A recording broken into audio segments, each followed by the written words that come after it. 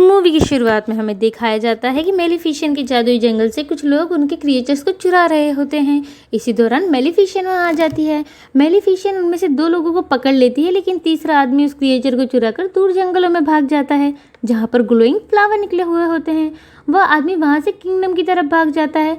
Kingdom का दरवाजा खुलता है, वहाँ हॉल में से एक हाथ बाहर आता है जो उससे वो क्रिएचर ले लेता है और उसके कपड़ों पे लगे हुए ग्लोइंग फ्लावर भी ले लेता है, और जिसके बदले में वो उसे कुछ पैसे दे देता है।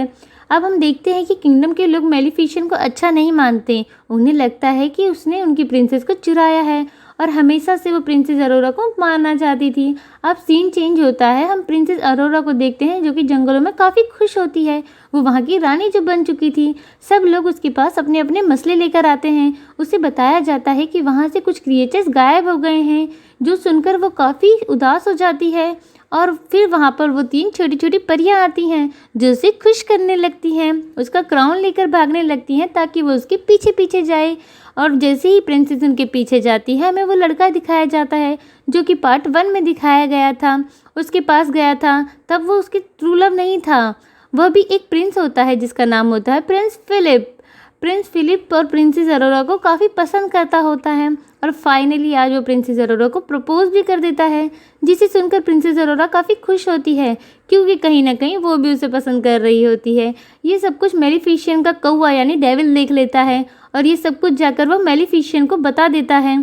तभी मेलिफिसेंट उसके पास आती है। दूसरी तरफ प्रिंस फिलिप भी अपने पेरेंट्स के पास जाता है ये बताने कि मुझे एक लड़की पसंद आ चुकी है। फिर हम देखते हैं कि प्रिंस फिलिप अपने पेरेंट्स के पास पहुंच गया है, यानी क्वीन और किंग के पास। वो उन्हें बताता है कि मुझे एक लड़की पसंद आ गई है और मैं उसे प्रपोज कराया हूं, और मेरा प्रपोजल उस लड़की ने एक्सेप्ट भी कर लिया है, जिसे सुनकर किंग काफ़ी खुश होते हैं। लेकिन क्वीन ज़्यादा खुश नहीं होती है, पर ये बात अपने बेटी को वो शो नहीं करती है। वो कहती है ठीक है। प्रिंसेस अरोरा और उसकी मदर को डिनर पर बुलाते हैं। दूसरी तरफ मेलिफिसेंट प्रिंसेस अरोरा बातें कर रही होती हैं। वो उससे कहती है कि तुम्हें मुझसे एक बार हाँ करने से पहले पूछ तो लेना था।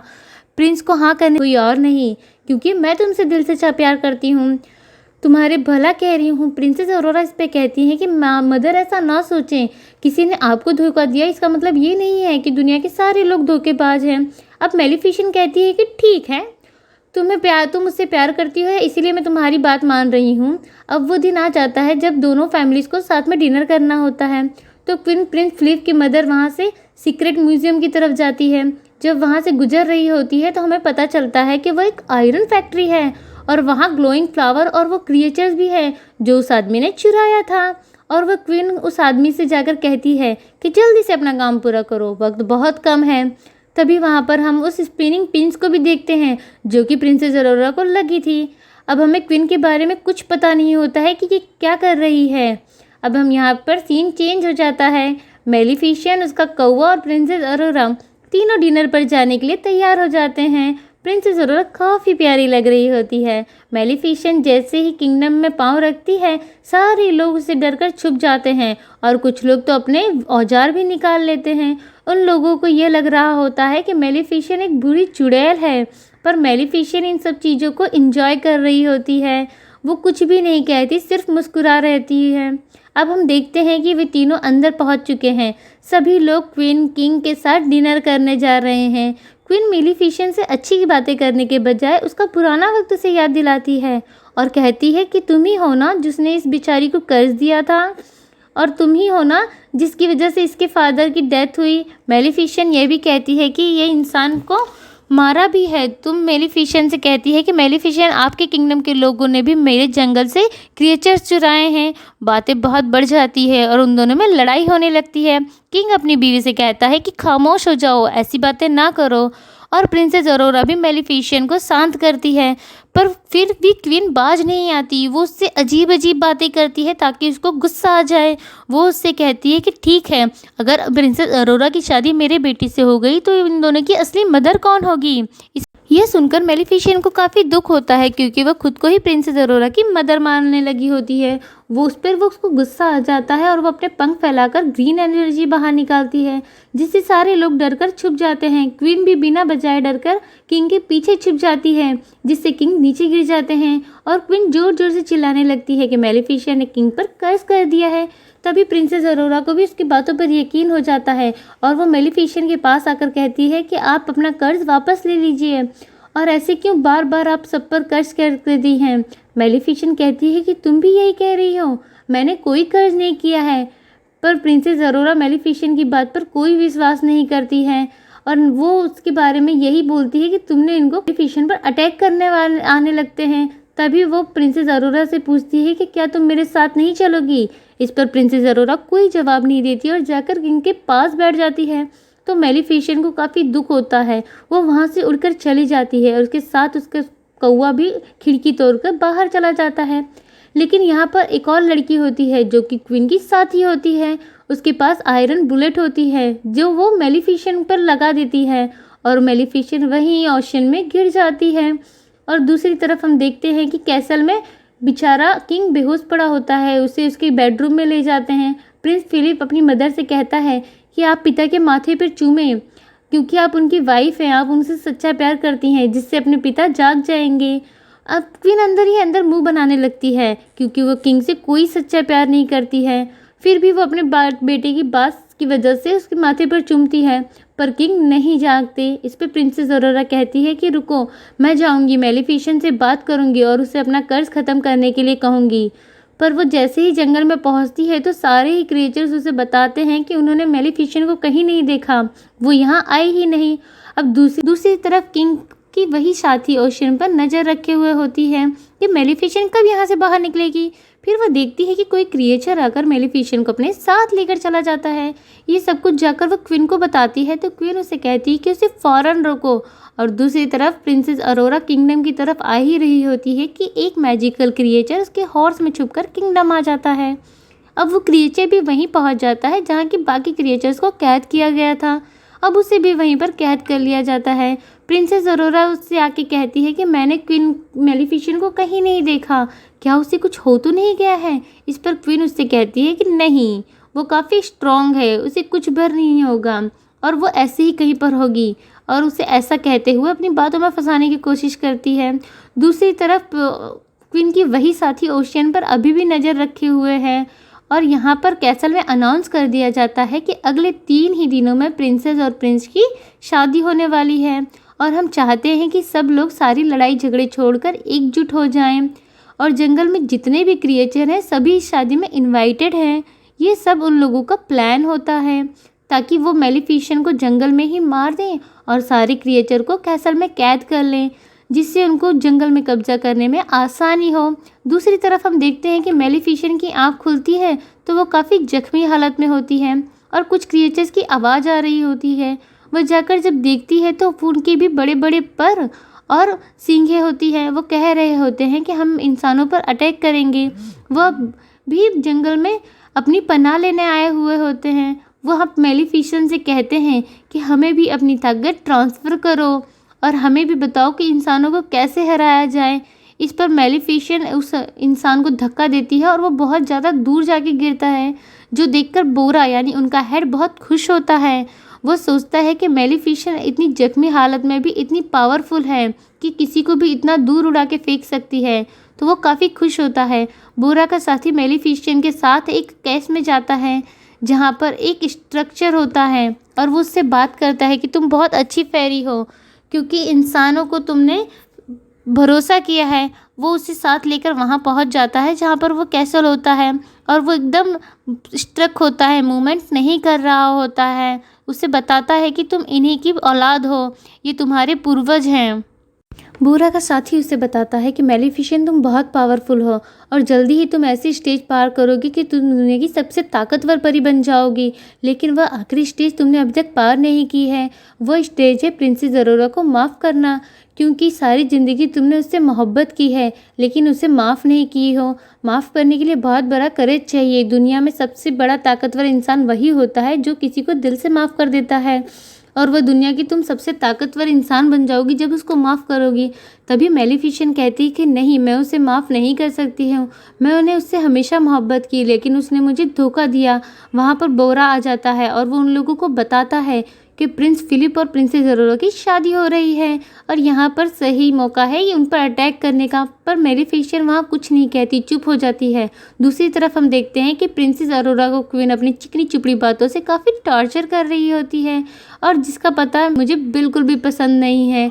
ये देखते हैं कि उन वहाँ के आदमी की फैक्ट्री में जाते हैं जहाँ की ग्लोइंग फ्लावर के ऊपर उसने कुछ डस्ट तैयार किया होता है और वह क्वीन को बताता है कि इससे परियां मर सकती हैं। ये परियों को मारने के लिए तैयार किया जाता है और इसे देखकर क्वीन काफ़ी खुश होती है। वहाँ पर एक छोटी परी होती है जिस पर वह पाउडर छिड़का जाता है तो वो फेरी मर जाती है। क्वीन बहुत खुश हो जाती है। फिर वह आदमी उससे बताता है कि ये पाउडर तभी ज़्यादा बन सकता है जबकि ज़्यादा ग्लोइंग फ्लावर आ जाए। क्वीन अपने लोगों को ऑर्डर देती है कि जल्दी जाओ और वो फ्लावर जल्दी से इकट्ठा कर कर ले आओ। और उधर जैसे ही उसके लोग पहुंच जाते हैं ग्लोइंग फ्लावर, तो मेलिफिसेंट को भी खबर हो जाती है। वह वहां पर पहुंचती है लेकिन तब तक बहुत देर हो चुकी थी। उसके सोल्जर्स सारे ही फ्लावर लेकर चले जाते हैं। मेलिफिसेंट यहाँ पर कुछ नहीं कर पाती। वह बहुत दुखी हो जाती है क्योंकि इसके साथ हमेशा बुरा ही हुआ था। वहाँ पर सोल्जर्स आके उस पर आयरन बुलेट से अटैक करने लग जाते हैं, लेकिन तभी उसके सामने बोरा का साथी आ जाता है और मेलिफिसेंट को बचा लेता है। मेलिफिसेंट एक सील बना लेती है जिससे कि वह सब लोग प्रोटेक्ट हो जाएं और जैसे ही वो बोरा के शादी को अंदर लाने की कोशिश करती है तो उसे पता चलता है कि वो मर चुका है। तभी वहाँ पे बोरा आ जाता है और उन लोगों पर अटैक करने लगता है।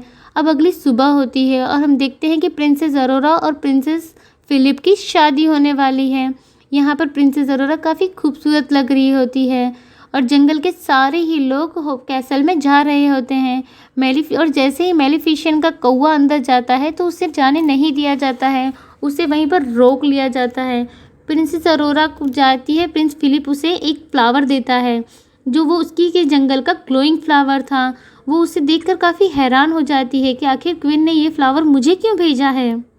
वो फ्लावर लिए प्रिंसेस अरोरा क्वीन को ढूंढने के लिए निकल जाती है। तभी हमें पता चलता है कि उसे वो सीक्रेट डोर मिल गया है और वो उसे स्पिनिंग पिन्स भी नज़र आ जाती हैं जो कि उसको लगी थी कर्ज की वजह से, और उसे सारे ही विज़न नज़र आने लगते हैं और उसे यहाँ पर वो क्रिएचर्स भी दिखाई देते हैं जो कि जंगल से चुराए गए थे। वो जैसे ही उन लोगों को छुड़ाने लगती है वो आदमी आकर उसे रोक लेता है और वहाँ पर क्वीन भी होती है। वो प्रिंस अरोरा से कहती है कि मेरे किंगडम पहले जंगल के पास हुआ करता था, लेकिन सारे क्रिएचर्स ने और मेलिफिसेंट के पूर्वजों ने मेरे किंगडम को नुकसान पहुंचाया और मेरे फादर को मार भी दिया। और जब मेरा भाई वहाँ पर सुलह करने के लिए गया तब जंगल के क्रिएचर ने मेरे भाई को भी मार दिया। जब मैं अकेली बच गई तो मुझे मजबूरन राजा से शादी करनी पड़ी, जबकि मैं राजा से प्यार नहीं करती हूँ। क्वीन कहती है कि मैं तुम सबसे बदला लेकर रहूँगी। सोल्जर्स को ऑर्डर देती है कि प्रिंसेस अरोरा को एक रूम में कैद कर लिया जाए और ऐसा ही होता है और उन क्रिएचर्स को भी एक हॉल में कैद कर दिया जाता है और वहाँ पर वही पाउडर छिड़काया जाता है जो कि उस आदमी ने तैयार किया होता है, जिसकी वजह से सारे ही क्रिएचर्स वीक होने लगते हैं। जिस रूम में प्रिंसेस अरोरा को कैद किया होता है वहाँ उसकी वेडिंग ड्रेस होती है और वह वेडिंग ड्रेस फाड़कर एक लंबी सी रस्सी बना लेती है जिससे कि वहाँ से बाहर जा पाए। लेकिन तभी सोल्जर्स को पता चल जाता है, वो लोग वहाँ आ जाते हैं। तभी प्रिंसेस अरोरा अपने आप को रूम में ही छुपा लेती है। मेलिफिसेंट का कौवा जो कि इंसानी रूप में था वो भी कैसे भी करके अंदर आ जाता है। प्रिंस फिलिप अपने बीमार फादर के पास बैठे होते हैं, उन्हें ये सब पता ही नहीं होता है। क्वीन अपने कैसल की छत पर होती है और वह जंगल की तरफ काफ़ी बमबारी करने लगती है। यहाँ पर बोरा भी अपने साथियों के साथ किंग के किंगडम पर अटैक कर रहा होता है, लेकिन उन पर उनके सोल्जर्स आगे से अटैक कर रहे होते हैं। उसमें कुछ लोगों को पकड़ लेते हैं। प्रिंसेस अरोरा को वो कौवा दिखाई देता है और वह कहती है कि हमें अपने लोगों को बचाने के लिए चर्च का दरवाज़ा तोड़ना होगा और वो लोग उसमें जुट जाते हैं। तभी वो छोटी परियां उस पाइप में फूल भर देती है जहाँ से कि पाउडर निकल रहा होता है, जिसकी वजह से पाउडर का निकलना बंद हो जाता है और क्रिएचर्स को कोई नुकसान नहीं होता है। जब वो छोटी लड़की क्वीन की साथी वह फ्लावर हटाने की कोशिश करती है तो वह ऊपर से नीचे गिर जाती है और वह उसमें से फ्लावर नहीं निकाल पाती है। प्रिंस फिलिप क्वीन को समझाने जाता है लेकिन क्वीन सोल्जर से कहती है कि इसे पकड़ लो और प्रिंस फिलिप उसे पहले कैसल से जंप कर लगा देता है। वहाँ पर प्रिंसेस अरोरा और उसका कौवे को भी पकड़ लिया जाता है। तभी वहाँ आती है मेलिफिसेंट और वो अपने कौवे को बड़े से बियर में बदल देती है। तभी वह दरवाजा तोड़ देता है। मेलिफिसेंट चोर सोल्जर्स पर अटैक करने लगती है और अपने लोगों को बचाने लगती है। और तभी वहाँ पे बोरा और उसके साथी आ जाते हैं, जो कि क्वीन के सोल्जर से लड़ने लग जाता है। तभी प्रिंस फिलिप कहता है कि इसे ना मारे, ये हमारा जनरल है, इसे कुछ मत करें। तो बोरा वहाँ से चला जाता है। फिर जनरल देखता है कि बोरा ने उसे नहीं मारा, तो उसे पता चल जाता है कि असली जालिम कौन है। इसका मतलब असली जालिम है क्वीन। तो दूसरी तरफ मेलिफिसेंट छत पर रहती है और क्वीन के पास उसे मारने के लिए। तभी अरोरा वहाँ आ जाती है और मेलिफिसेंट से कहती है कि प्लीज़ मॉम, इसे ना मारें, हम इसे अगर आप मारोगी तो सभी लोग सच में आपको जालिम समझेंगे। इस पर मेलिफिसेंट नहीं मानती और कहती है कि तुम पीछे हट जाओ, मुझे तुम्हारी कोई बात नहीं सुननी है। तब वो उससे कहती है कि प्लीज़ गॉड मदर, ऐसा ना करें। मेलिफिसेंट जब उसके मुंह से गॉड मदर सुनती है तो उसका दिल पिघल जाता है और उसके अंदर इमोशन आ जाता है। जब वो एक दूसरे को देख रहे होते हैं तभी क्वीन को मौका मिल जाता है और वह बुलेट उठाकर अटैक कर देती है। लेकिन मेलिफिसेंट तुरंत ही घूम जाती है और प्रिंसेस अरोरा की जान बचा लेती है। लेकिन वो बुलेट आकर मेलिफिसेंट को लग जाती है, जिससे मेलिफिसेंट एसिड में बदल जाती है और प्रिंसेस अरोरा बहुत ज़ोर से रोने लगती है। क्वीन को ये देखकर काफ़ी खुशी होती है और वो ऐलान कर देती है कि अब तुम लोगों की मेलिफिसेंट अब इस दुनिया में नहीं रही, अब सारे जंगल में मैं ही कब्जा कर लूँगी। अब हम देखते हैं कि प्रिंसेस अरोरा के आंसुओं से मेलिफिसेंट फिर से जिंदा हो जाती है। अब उसके बहुत बड़े बड़े पर आ जाते हैं, जिससे क्वीन को बहुत गुस्सा आता है और वो प्रिंसेस अरोरा को कैसल के नीचे धक्का देती है, पर मेलिफिसेंट उसे बचा लेती है और प्रिंस फिलिप को भी अपनी मदर के बारे में सब कुछ पता चल जाता है। अब हम देखते हैं कि प्रिंसेस अरोरा और प्रिंस फिलिप की शादी के लिए मेलिफिसेंट मान जाती है। मेलिफिसेंट के पास वही छोटा आदमी आ जाता है जिसने उन दोनों को कैद किया था। वो उन क्रिएचर्स को छोड़ देता है और उसे वो स्पिनिंग पिन भी दे देता है जो कि अरोरा को लगी थी। मेलिफिसेंट को पता चल जाता है कि कर्ज फैलाने वाली असली क्वीन ही थी। अब किंग भी जाग जाता है। क्वीन को बोरा के साथ ही पकड़ कर ले आते हैं और उसे ऊपर से नीचे फेंक देते हैं। मेलिफिसेंट की क्वीन को गोड में बदल देती है और वहाँ की जगह को फूलों से सजा देती हैं। अब बोरा से कहती है कि तुम अच्छे क्रिएचर हो, तुम हमारे साथ इसी जंगल में रह सकते हो।